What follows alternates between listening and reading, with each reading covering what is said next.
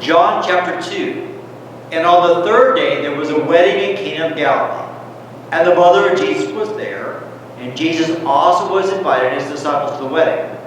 And when the wine gave out, the mother of Jesus said to him, "They have no wine." And Jesus said to her, "Woman, what do I have to do with you? My hour is not yet come." His mother said to the servants, "Whatever he says to you, do it." Now there were 6 stone water pots set there for the Jewish custom of purification, containing 20 and 30 gallons each.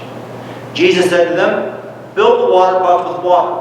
And they filled them up to the brim. And he said to them, "Draw some out now and take it to the head waiter." And they took it to him. And when the head waiter tasted the water which had become wine, and did not know where it came from, but the servants who had drawn the water knew, the head waiter called the bridegroom and said to him, "Every man serves the good wine first, and when men have drunk freely, then that which is poor. You have kept the good wine until now." This beginning of his sign Jesus did in Cana of Galilee, and manifested his glory, and his disciples believed in him. After this he went down to Capernaum, he and his mother and his brothers and disciples, and there they stayed a few days. And the Passover of the Jews was at hand, and Jesus went up to Jerusalem. And he found in the temple those who were selling oxen and sheep and doves, and the money changers seated. And he made a scourge of cords and drove them all out of the temple with the sheep and the oxen. And he poured out the coins of the money changers and overturned the tables. And to those who were selling the doves he said, "Take these things away. Stop making my Father's house a house of merchandise."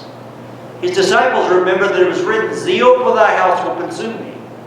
The Jews therefore answered and said to him, "What sign do you show to us, seeing that you do these things?" Jesus answered and said to them, "Destroy this temple, and in 3 days I will raise it up." The Jews therefore said, "It took 46 years to build this temple, and will you raise it up in 3 days?" But he was speaking of the temple of his body.